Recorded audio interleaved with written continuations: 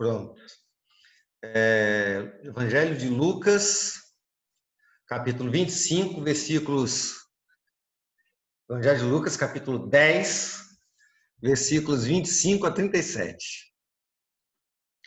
A palavra de Deus diz assim: Eis que certo homem, intérprete da lei, levantou com o objetivo de pôr Jesus à prova e lhe perguntou: Mestre, que farei para herdar a vida eterna? Então Jesus lhe perguntou: O que está escrito na lei? Como você a entende? A isso ele respondeu: Ame o Senhor, seu Deus, de todo o seu coração, de toda a sua força, com toda a sua alma, com todo o seu entendimento. E ame a si próprio e ame ao teu próximo como a si mesmo. Então Jesus lhes disse: Você respondeu corretamente, faze isto e viverá. Mas ele, querendo justificar-se, perguntou a Jesus: Quem é o meu próximo? Jesus prosseguiu dizendo: Um homem descia de Jerusalém para Jericó e caiu nas mãos de alguns ladrões. Estes, depois de lhe tirar a roupa e lhe causar muitos ferimentos, retiraram-se, deixando-o semi-morto. Por casualidade, um sacerdote estava descendo aquele mesmo caminho, vendo aquele homem, passou de lá. De igual modo, um levita descia por aquele lugar, vendo-o, passou de lá. Certo samaritano que seguia o seu caminho, passou perto do homem e, vendo-o, se compadeceu dele. E, aproximando-se, fez curativos nos ferimentos dele, aplicando-lhe óleo e vinho. Depois colocou aquele homem sobre o seu próprio animal, levou-o para uma hospedaria e tratou dele. No dia seguinte, separou 2 denários e os entregou ao hospedeiro, dizendo: Cuide deste homem, e se você gastar algo a mais, farei o reembolso quando eu voltar. Então Jesus perguntou: Qual destes 3 lhe parece ter sido próximo do homem que caiu nas mãos dos ladrões? O intérprete da lei respondeu: O que usou de misericórdia para com ele. Então Jesus lhe disse: Vá e faça o mesmo. Vamos orar mais uma vez, queridos? Vamos fechar os nossos olhos e falar com o Senhor, Todo-Poderoso, Criador dos céus e da terra, nosso Rei, nosso Senhor, a razão da nossa existência. Nós te amamos, te adoramos, ó Pai, te servimos. Rendemos toda a nossa vida ao Senhor, porque o Senhor é o nosso Deus. O Senhor é a razão da nossa existência. O Senhor nos sustenta em tuas mãos. A tua graça nos resgatou do pecado e pela tua graça fomos salvos e pela tua graça somos santificados e pela tua graça somos preparados para a eternidade. E pela tua graça viveremos contigo eternamente. Nós entendemos que não existe vida a parte do Senhor. Não existe vida fora da tua mão poderosa e do teu sustento e da tua graça e da tua misericórdia. Por isso, dia após dia, nos rendemos diante do Senhor, clamando que o Senhor venha nos visitar e venha nos abençoar e venha cuidar de nós e venha nos moldar e venha nos transformar e nos guiar pelo teu caminho. Que o Senhor venha nos render dia após dia debaixo da tua vontade, Pai. Ministra em nós agora, Pai, com a tua palavra, que teu Santo Espírito nos faça entender a tua palavra e que teu Santo Espírito nos faça com que a tua palavra seja aplicada em nós. A tua palavra venha fazer com que as verdades do Senhor se tornem realidade em nossas vidas. Em nome de Jesus que nós oramos. Amém. Amém. Bom, o que eu devo fazer para alcançar a salvação? Essa é a grande pergunta, né? Será que é preciso ser uma pessoa boa para alcançar a salvação? Ou quão bom eu preciso ser para ser salvo? né? Será que para alcançar a salvação eu preciso obedecer à Bíblia? O quanto de obediência é necessário para que eu seja salvo? Para ser salvo, eu preciso cumprir as regras da igreja? De qual igreja? E qual igreja, então, é a igreja correta da qual eu preciso obedecer as suas regras? É interessante que essa dúvida existe até hoje. Não é apenas a dúvida do doutor da lei, é dúvida comum nos nossos dias. Eu não sei se alguns de vocês que estão participando do estudo hoje já teve esses questionamentos na vida.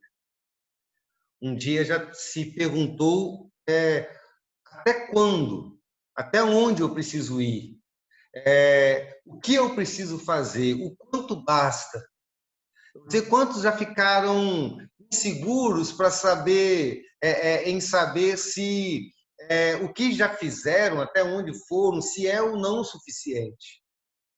Será que eu estou achando que eu estou salvo e no final das contas, quando eu vou olhar, eu não estou? Será que tudo que eu fiz ainda é pouco? Eu não sei se vocês já passaram por isso. Eu me lembro quando eu era criança, lá na igreja que eu frequentava, a Igreja Presbiteriana de Una, e isso não é ensinado lá mais, mas na época era, quando eu era criança. O pastor ensinava que Deus tinha uma balança. Ele pesava as nossas boas obras e as nossas obras ruins, né? Os nossos atos de santidade, os nossos atos de pecado, né? O Ele Silvio, não sei se ele já passou por isso lá na igreja. Você não é da Igreja Una, não, né, Ele Silvio? Só passou por lá, né? Então, aí o pastor pregava que Deus tinha uma balança e de vez em quando isso me inculcava, porque o que eu vou saber? Eu não estou te escutando, Ele Silvio. Abre o microfone, senão eu não te escuto. Ah, Falava-se em porcentagem. isso. Lembra? Porcentagem. Nós não somos velhos, não, a gente lembra disso, né, Ele Silvio?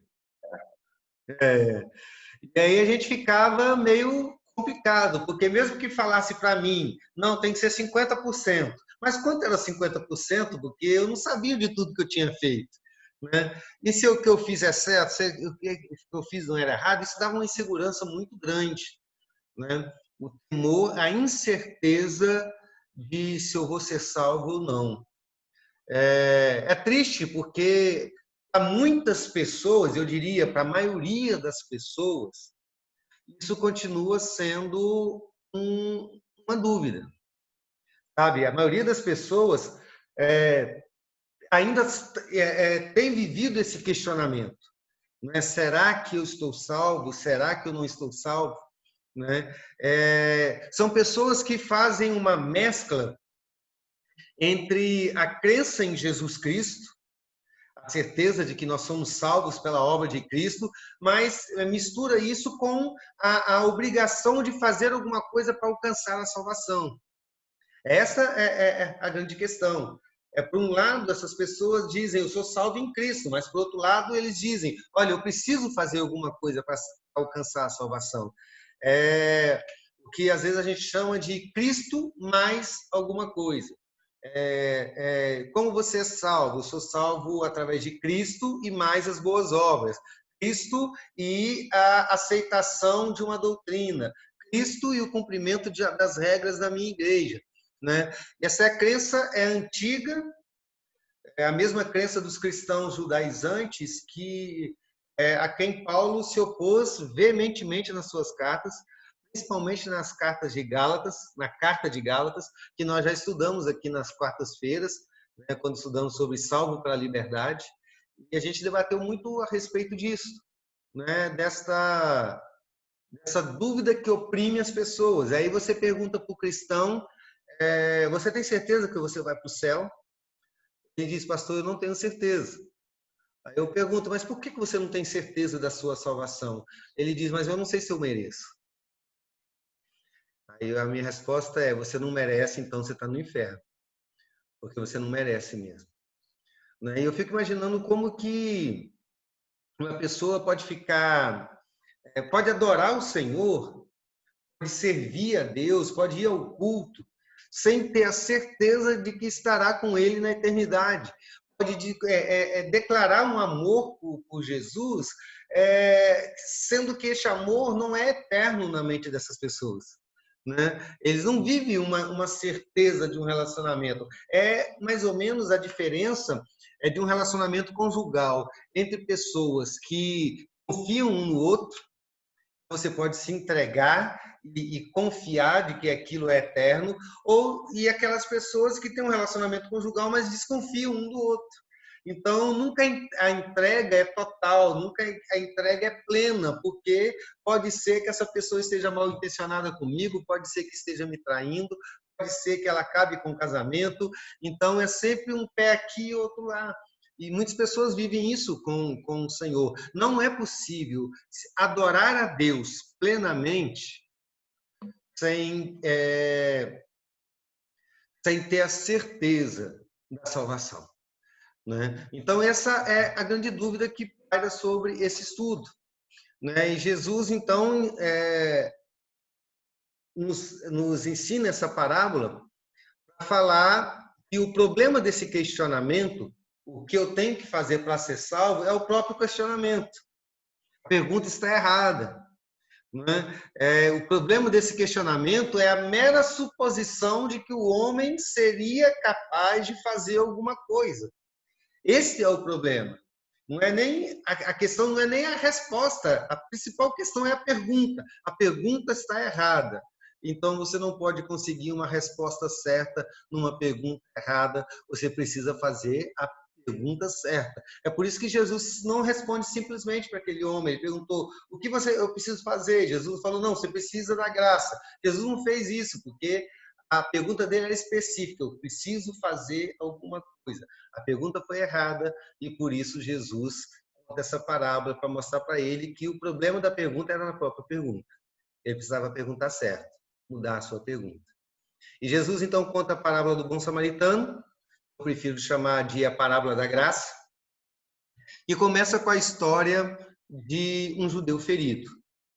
Né? E já vimos isso, que esse judeu ferido representa todos aqueles que estão necessitados da ajuda de alguém que lhe seja próximo. E depois do judeu ferido, Jesus mostra a nossa incapacidade de amar do jeito que devemos amar, contando a respeito de dois grupos de personagens que interagem com esse judeu que precisava de ajuda. Né? Um grupo era o grupo dos assaltantes, que fala a respeito daquelas pessoas que se aproximam do outro apenas para se aproveitar dessa pessoa. E depois ele fala dos religiosos, que fala da nossa tendência, a tendência da nossa natureza de nos afastar daqueles que nos atrapalham, da nossa incapacidade de um amor sacrificial. Os dois exemplos falam dessa incapacidade de um amor sacrificial. E aí vem então a terceira parte da parábola, que é a que nós vamos começar a estudar hoje e terminar na próxima semana, e a gente acaba a parábola do bom samaritano. Né? Nessa terceira parte da parábola, Jesus está falando a respeito do padrão do amor ao próximo. Na primeira parte, ele falou dos necessitados, na segunda parte, ele falou da nossa incapacidade, e na terceira parte, ele fala a respeito do padrão de amor. Né? A altura que nós devemos chegar. Se você quer conquistar pelos seus méritos a sua própria salvação, Jesus vai falar assim: esta é a altura que você precisa chegar. Mais alto que o Monte Everest. Você precisa chegar lá em cima.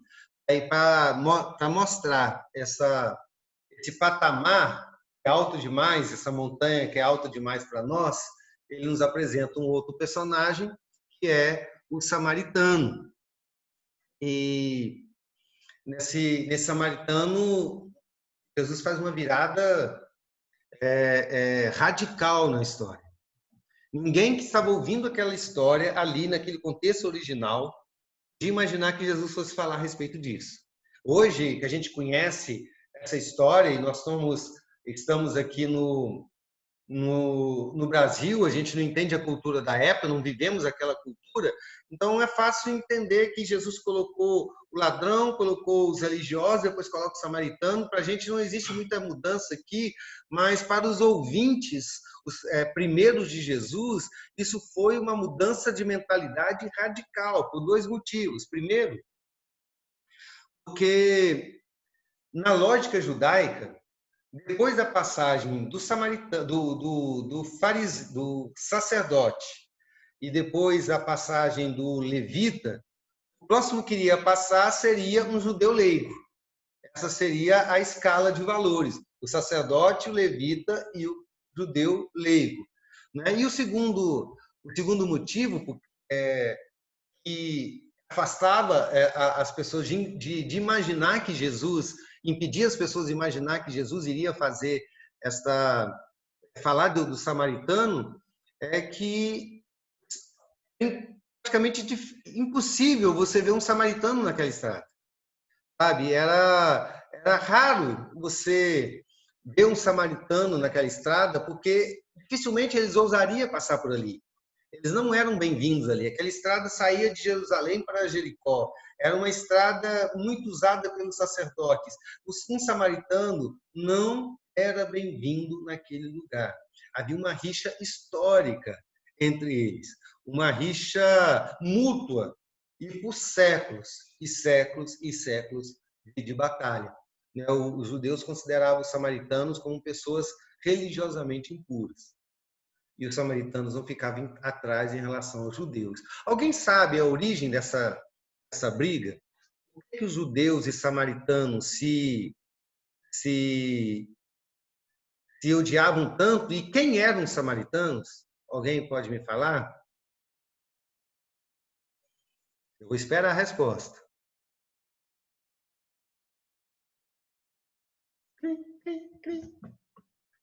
Quem vai falar quem eram os samaritanos e por que eles tinham tanto ódio um pelo outro? Isso é básico. Ninguém sabe? Sabe, Valnei? Pastor, Ah, não lembro, não. lembra, não? Sueli atrás de você, ela vai Tentando saber. lembrar aqui Tô chegando agora. da briga Eu não entendi você falar. Eu estava falando da aversão dos judeus com os samaritanos. Quem era o samaritano e por que eles se odiavam tanto? A gente aprende isso desde a escola dominical, quando é criancinha. É verdade, sim. O problema é que a Sueli foi criança no século passado, aí não dá para lembrar.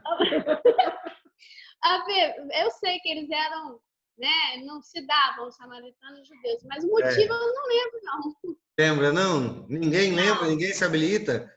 Claudinha? Pastor, os samaritanos, eles eram também judeus? Eu acho. Judeus não, israelitas. Israelitas. Porque judeu é uma tribo de Israel. Israel. De outra tribo.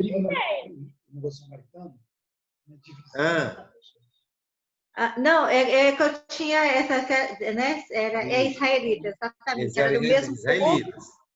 Só que eu não lembro da briga se era em relação se a briga foi em relação à posse ou se foi em relação à adoração mesmo. As duas coisas. As duas coisas. Mais religioso do que a divisão de terras. Alguém? Mas eu só não lembro o que, assim, de onde veio, né? De que ponto que veio essa rixa, né? Sei. Vânia Valadares, Lígia, Gleide Moretti, Linete, quem mais? Soninha, Daniel, Dona Marlene. Vamos lá, um pouquinho de história bíblica para a gente lembrar, para nunca mais esquecer. Até um parêntese para a gente abrir aqui, é que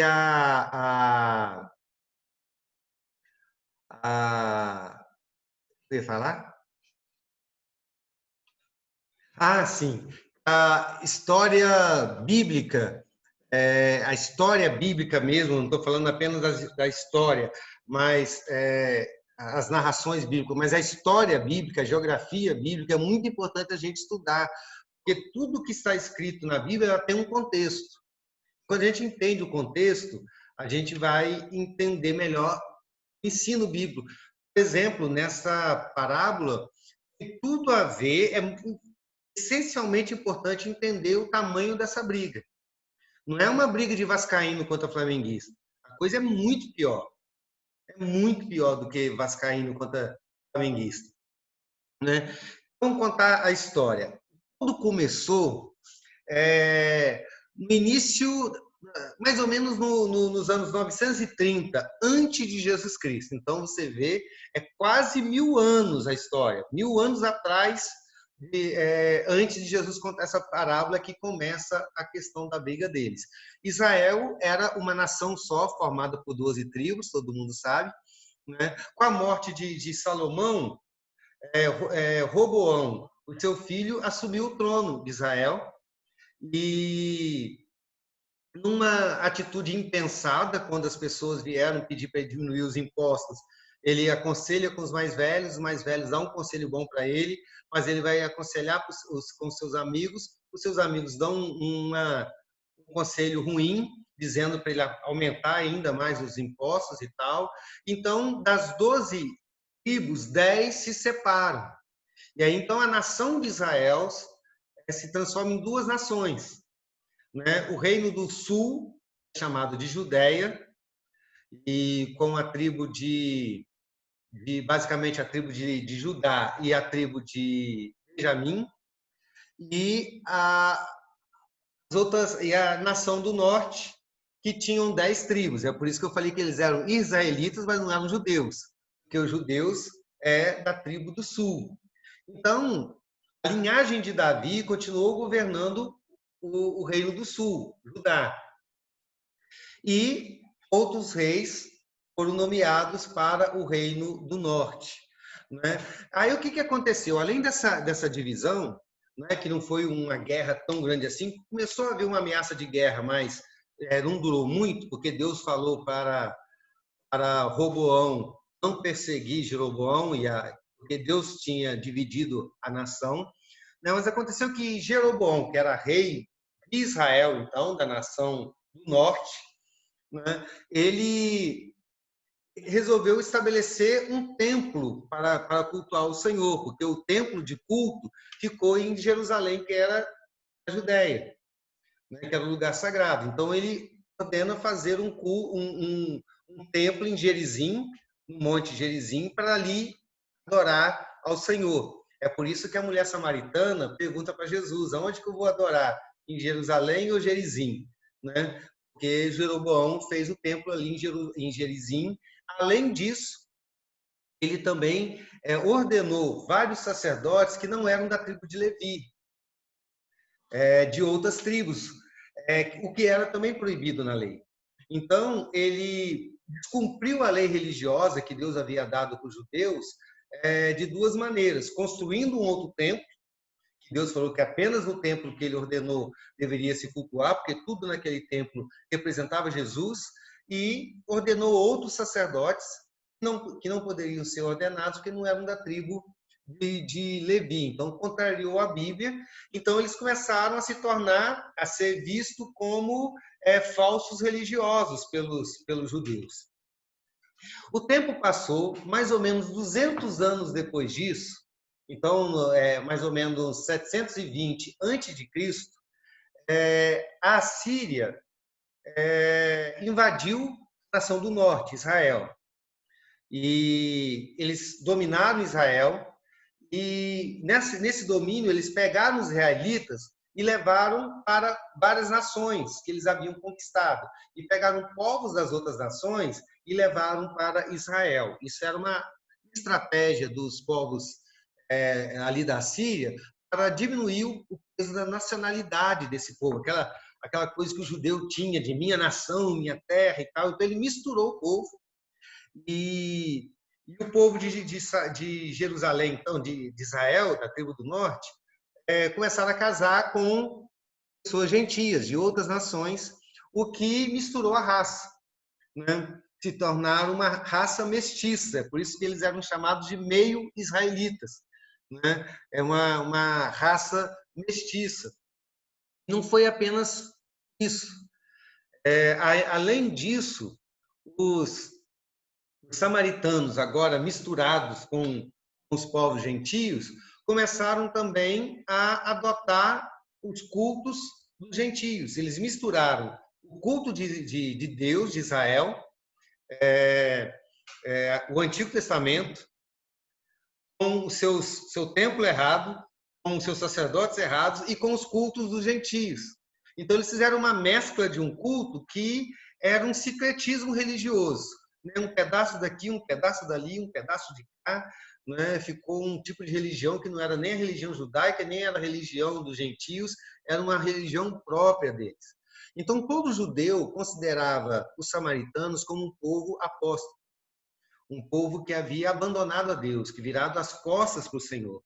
Primeiro, porque eles haviam profanado a terra, e a terra prometida, e aquela terra era sagrada para Israel. Segundo, que eles haviam corrompido a linhagem, corrompido o sangue, né, a descendência de Israel. E terceiro, porque eles se tornaram idólatras. Esses três pecados, cada um deles era passível de pena de morte para o povo daquela época.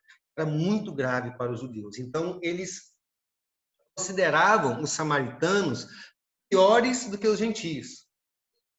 Piores do que os gentios. Tem um documento dos rabinos, antes de Jesus, que dizia assim: há duas nações que minha alma detesta. Uma terceira que nem povo tem que pode ser chamado.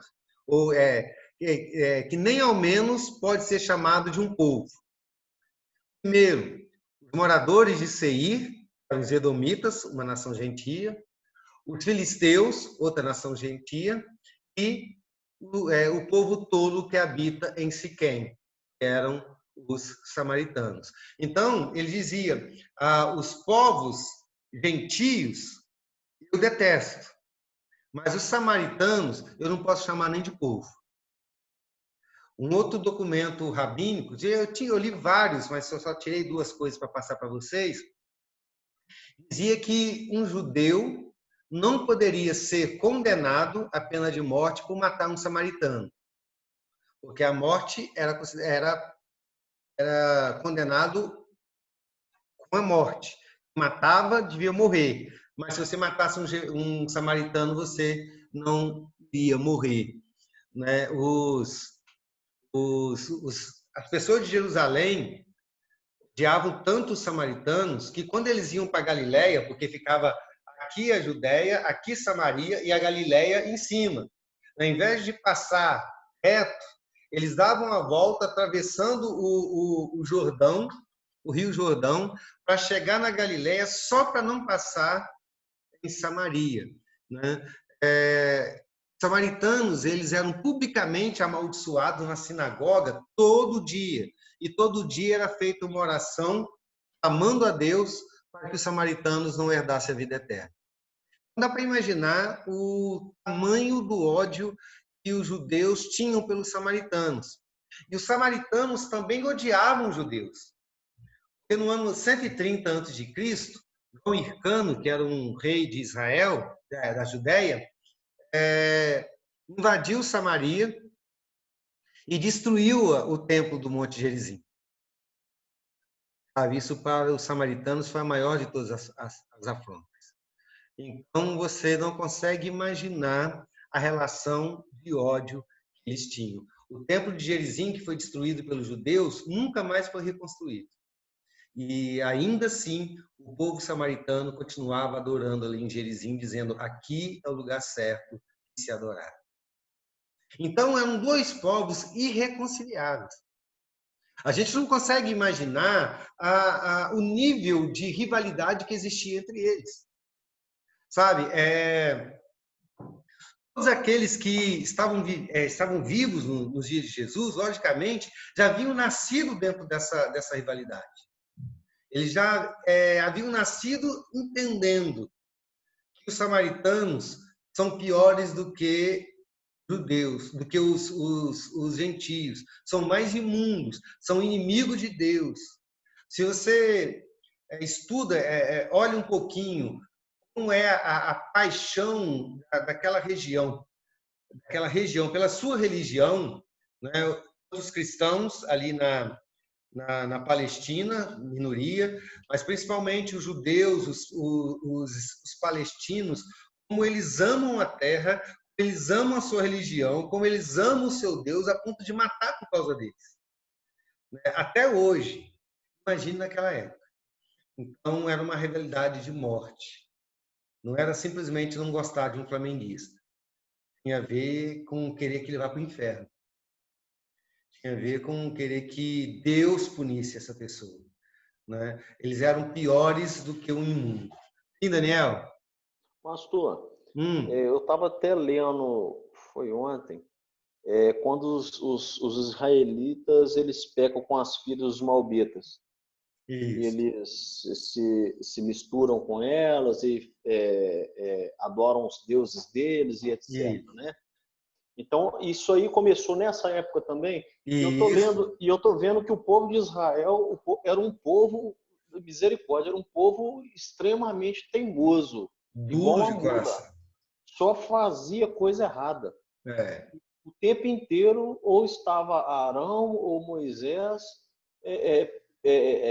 colocando o rosto ao pó e pedindo a Deus para ter misericórdia deles.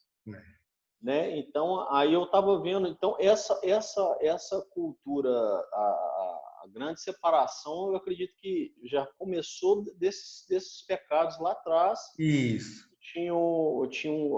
Tanto que um foi morto com ele e uma, eu não lembro o nome dela, que foi até, se eu não me engano, foi o filho de Arão que atravessou uma lança no israelita e na moça se prostituindo, isso. Não é isso? Então começou daí, né? Essa situação. É interessante que se você olhar o Antigo Testamento, você vai ver que nunca o povo de Deus serviu a Deus de fato no Antigo Testamento. Nunca. Eles sempre foram rebeldes. E quando as duas nações se dividem, você vê de maneira bem clara a graça de Deus com o seu povo eleito, seu povo escolhido. Porque as 10 tribos, a tribo do norte, eles se desviaram completamente do Senhor. Mas a tribo do sul, eles não eram melhores do que a tribo do norte. Eles continuavam pecando, mas Deus continuava trazendo eles para si, levantando reis tementes a Deus, que chamavam o povo de volta. Então você está vendo Moisés fazer isso. Você continua lendo o Antigo Testamento todo, você vai ver os juízes fazendo isso. Você vai ver os reis fazendo isso. Vi também. Balaão, por exemplo, a profecia de Balaão, que o certo homem queria que ele se virasse contra o povo de Israel, mas Balaão era um profeta, né? Isso. Então, assim, Deus falava através dele. Então, assim, eu estou observando o Antigo Testamento e vendo referente ao povo israelita, ao povo de Israel, que é um povo extremamente incrédulo, se a gente for olhar. Sim. Né? E murmurador, murmura demais. O povo murmurava muito. E tanto que na época, quando foram para espiar lá a terra de Canaã, lá, somente Caleb e Josué que iriam entrar na terra. Mais ninguém. Né? Até o próprio Moisés, que Deus manda Moisés falar com a rocha, Moisés agrediu a rocha, como se ele bateu na rocha. Deus mandou ele falar com a rocha. Então Deus também cobrou dele que ele não iria entrar na terra prometida. Né? Então é só uma referência. Mas é isso, você está correto. Então, por que eu estou trazendo isso tudo agora? Porque é muito importante a gente tentar imaginar o tamanho dessa rivalidade. Não é que a gente está contando a história, né, do vascaíno que passa e depois vem um flamenguista e faz as coisas. A coisa é muito pior do que isso. né? É pior até que se fosse um argentino. Apesar que eu não sei o que é pior, se é argentino ou flamenguista, tudo é a mesma coisa. Mas a rivalidade era muito pior. Era uma coisa muito... Era totalmente irreconciliável a questão dos samaritanos e dos judeus. Eles se odiavam até a morte, sabe? Ambos consideravam o outro como o maldito de Deus, né? Então, agora você imagina, Jesus está contando a história para os judeus, né? Principalmente para um judeu, intérprete da lei, que se sentia santo, e a respeito do que fazer para ser salvo. E então ele conta a respeito de um judeu. Alguém me chamou? Não. Vânia, aqui, sim, Vânia. Diante dessa colocação que o senhor contou da história, tudo, humanamente é compreensível a questão que ele disse para Jesus: quem é meu próximo? Agora, diante dessa história, a gente vê na politicagem ali da história, todo o passado, e ele cresceu e viveu diante de uma sociedade de que ele era, assim, humanamente dizendo, compreensível, quem era o meu próximo. É isso aí. Quando você pensava dentro da sua cultura, você pensava o quê? O meu próximo é um judeu, né? É um do meu povo, né? Pastor? Sim, Valnei. Ele nem falou o nome do bom samaritano, ele falou assim, aquele que usou de misericórdia.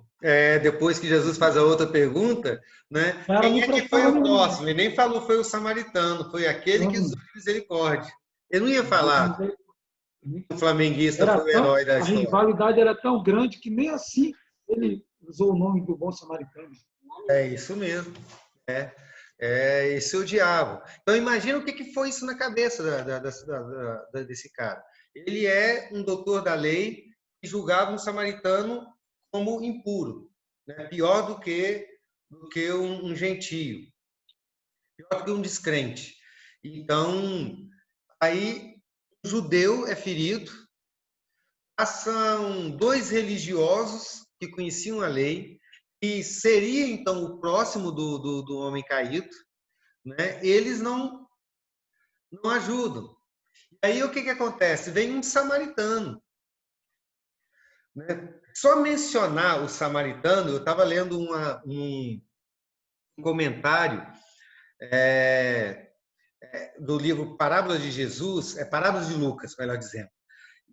O autor dessa parábola, eu não lembro o autor da parábola, autor do livro, eu não lembro o nome do autor agora, mas ele viveu na Palestina. Ele dizia assim, é de admirar a coragem de Jesus de colocar um samaritano como herói da história. Ele estava pedindo para morrer apedrejado ali.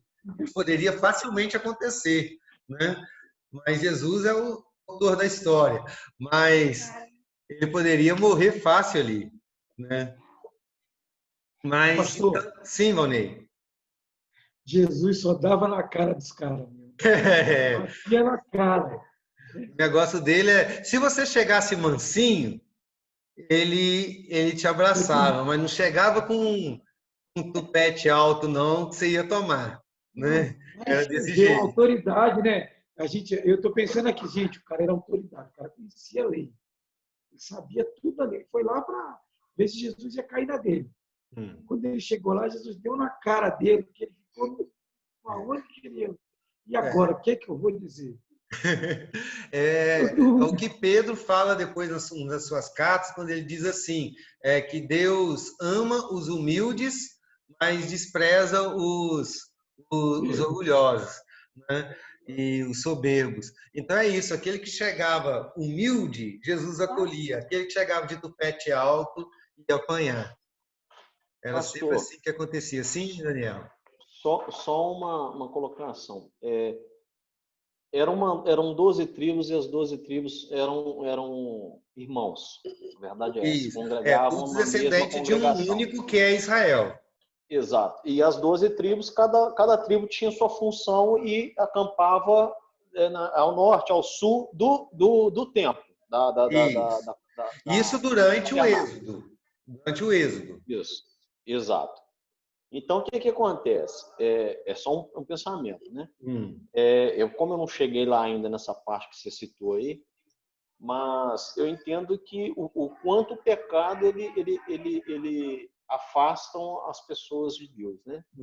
Porque agora eu não sei, porque eu não li ainda a história, mas como as 10 tribos foram viver em certo separado das outras duas, e as outras duas mantiveram seus cultos a Deus, né? no mesmo ritmo. Então, deduz-se que essas outras 10 que foram as pecadoras e que fizeram suas adorações a outros deuses, não sei, ou se prostituíram, né? Mas conhecendo o que Deus era. Porque o quanto Deus fez pelas suas descendências, pelos seus antepassados, na verdade, né? Porque aí esse afastamento deles, Daniel, aconteceu pelos dois motivos que eu contei, né? Porque quando acontece o racha, é um racha apenas político. Só para você entender, essa divisão das tribos, o acampamento das tribos, é só durante o percurso do Êxodo. Quando eles chegam na Terra Prometida, a terra é dividida, então cada um tem um pedaço de terra, cada nação. Sim. Né? E então no começo foi apenas uma divisão política, né? Duas tribos ficou sobre o governo do Jeroboão, de Roboão, que era filho de Salomão, que era filho de Davi, o rei colocado por Deus, e Jeroboão, que tem um nome parecido, mas não era irmão, não era dupla sertaneja nem nada, era um outro cara, e começou a governar Samaria, a Israel, as 10 tribos. Então, no começo foi apenas uma divisão política, mas isso se agravou, se tornou uma divisão religiosa quando primeiro ele constrói um templo em Gerizim, que não era o templo de Deus, consagra os sacerdotes, que não eram sacerdotes de Deus. 200 anos depois, vem o cativeiro assírio, eles se misturam com outros povos e começam a adorar os deuses desses outros povos. Aí a coisa se perde totalmente. Então tem uma história de séculos aí até eles se desviarem completamente. Soninha, quer falar? Levantou a mãozinha. Aqui, pastor. Jesus, ele é psicólogo mesmo, né? Então, ele não respondeu a intérprete da lei. A resposta dele foi 2 perguntas que ele fez. Então, o próprio intérprete respondeu a si mesmo. Né? Isso ele fez a pergunta para Jesus, mas Jesus não respondeu. Ele queria que Jesus respondesse, mas ele não respondeu. A resposta dele foi mais 2 perguntas para ele. Que está escrito na lei e como interpretas. Então, o próprio intérprete da lei respondeu a ele mesmo. Interessante que Jesus aí depois dizia, na primeira pergunta, Jesus, o homem faz uma pergunta, então Jesus responde com uma outra pergunta, né? Aí, nova resposta do intérprete dizia, então faz o que você está falando, né? Aí depois, novamente, aí Jesus conta a parábola e fala, aqui embaixo. Então faça o que você está falando, né? Se você disse isso, então faz isso. Exatamente. Né? É uma sabedoria, né? Então, o nosso tempo já está acabando, a aula de hoje foi mais para a gente situar o contexto histórico, para a gente entender, ter um pano de fundo do que vai acontecer, né? Porque chega o samaritano que, na verdade, um judeu, todas as esperanças daquele homem caído acabam ali. Né? O sacerdote passou e não ajudou. O levita passou e não ajudou. E chega o samaritano, que era inimigo. Se os levitas, se o sacerdote não ajudou, o que o samaritano iria fazer? A pessoa ia pensar, ele ia acabar de matar o homem ferido. Se sobrou alguma coisa, ele ia roubar. Se o corpo tivesse ali, o homem já tivesse morto, ele ia apedrejar aquele corpo, ia furar, ia pisar, ia xingar, fazer o que eles faziam, que era bater a poeira do sapato para amaldiçoar, ele ia zombar, ele ia fazer qualquer coisa. né? Você é tipo flamenguista quando vê o Vasco sendo campeão. Eles choram. Se vê o Vasco sendo derrotado, fica feliz, né? É o que você está esperando do que o cara ia fazer, né? E na verdade, isso seria a ação da natureza humana, né? A atitude normal da natureza humana, né? Porque é assim que a nossa natureza tendenciosamente faz, né? Nós vimos, né, nos estudos passados como que a natureza humana levou os assaltantes a roubar e ferir aquele homem, a natureza humana levou os sacerdotes a se desviar para não atrapalhar o seu percurso, os seus projetos, né? Então, a natureza humana fatalmente levaria aquele samaritano a acabar de matar aquele judeu ferido, né? E o que acontece, então, ali, aniquila a natureza humana. O que acontece a partir dali destrói todas as estruturas da natureza humana. Sabe? Já não era mais a natureza humana agindo ali no samaritano, era uma outra natureza que estava agindo ali. E é interessante que tudo a partir daqui ele ganha um ar de hipérbole. O que Jesus vai contar a partir de então era algo que ninguém faria. Mas isso vai ser história para a próxima semana, né? Porque nós vamos entrar numa área bastante grande agora, a gente entender de fato o que esse samaritano, arqui-inimigo do judeu, lembra que nós falamos muito aqui que os judeus odiavam os samaritanos, mas os samaritanos também odiavam os judeus. Então, o que esse samaritano vai fazer? Parece muito simples o que ele fez, mas não é tão simples assim, né? Principalmente quando se faz isso por um inimigo. Então, essa é o ponto do nosso estudo. Eu gostaria que vocês não esquecessem desse ponto de ódio que existia entre eles, né? E você pode se colocar nesse lugar. É possível que você nunca chegou a esse ponto de odiar alguém assim. Mas pense na pior pessoa do mundo. Se você se deparasse com Hitler caído no chão, né, o que você faria? Ou, sei lá, em qualquer outro que fosse o pior. Essa é a pessoa mais odiável do mundo, né? O que você faria? E o que a gente tem feito no nosso dia a dia? A gente vai confrontar essas duas ideias e confrontar principalmente com a ideia que Jesus quer fazer prevalecer aqui, certo? De que a atitude que aquele samaritano tomou, e por isso é só uma parábola, é uma atitude impossível de alguém tomar. E aí ele vai responder o doutor da lei naquilo que ele estava tão curioso em saber, o que eu preciso fazer para alcançar a salvação. Nós vamos encerrar, porque a Sueli está com sono, e está na hora da gente encerrar o nosso estudo. Pior que a imagem congelou com a Sueli abrindo boca. Está congelado aqui. E nós vamos encerrar o nosso estudo. Alguém tem um comentário, alguma pergunta? O Valnei está mexendo aqui no negócio. Aqui. Eu estou ocupado, tudo é eu. Eu concordo com a Sueli. A culpa é sua, sim, Valnei. Pastor Rafael. Sim, Vânia.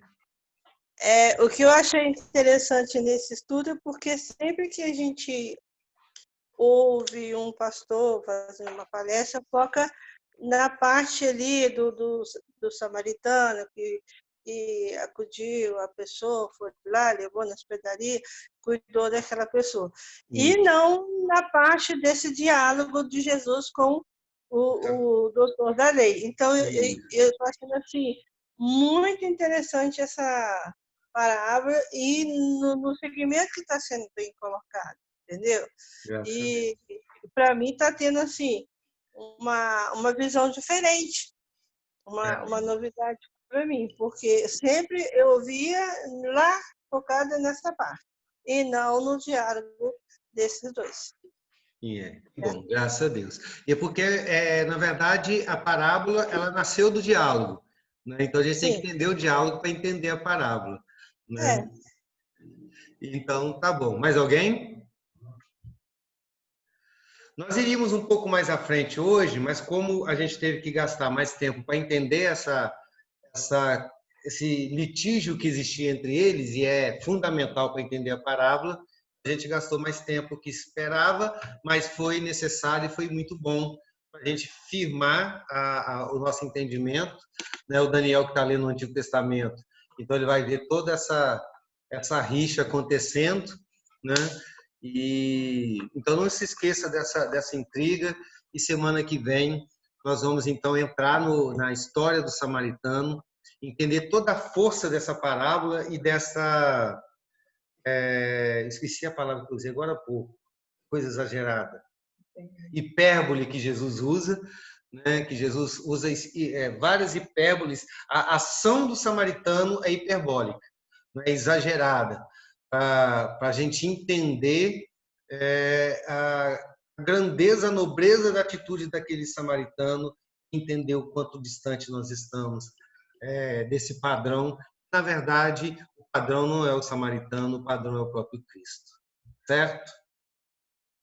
Vamos orar então para encerrar, lembrando os irmãos de que amanhã nós teremos nosso estudo com o Rafael, quase assistente social Rafael, que vai falar sobre proteção da criança e adolescente. Todos os irmãos do Ministério Criança Feliz estão convocados, os irmãos demais estão convidados. Amanhã nós vamos postar o link para participar, vai ser do Zoom também. Eu tive conversando com ele esses dias, alguém tinha me perguntado quantas palestras serão, ele falou que está planejando 2. Lógico que vai depender da caminhada, né? Como, por exemplo, hoje eu planejava uma coisa e aí a gente gastou mais tempo em outra coisa. Isso é importante. De repente, um assunto desperte a atenção e tem que gastar mais tempo naquilo. Mas, segundo ele, a previsão são 2 debates. Ele não fala como eu, né, muito tempo. Vai ser meia hora, 40 minutos cada uma das reuniões. Então, não deixe de participar amanhã às 19h30. Ok? Eu quero pedir a Elinete. Elinete? Me ouvindo, Elinete? Oi, pastor. Estou ouvindo. Então tá bom. A Elinete vai orar para a gente encerrar o nosso estudo. Não esqueçam da nossa escola dominical também, porque o debate está ficando muito extenso, muito grande, porque o tema é muito polêmico, né? Então nós falamos que nós não vamos atrasar para começar. Então, vamos adiantar, para a gente não atrasar muito para começar, porque a gente está terminando depois das 11, porque o debate está bom. Então, não atrase. Linete. Ó Deus amado, Deus poderoso, nós te adoramos, ó Pai. Obrigada, Deus, por este estudo, de maneira tão graciosa, ó Pai. O Senhor ministrou ao nosso coração a tua palavra. Em meio a Deus, a tantas dificuldades que vivemos, ó Pai, tanto medo,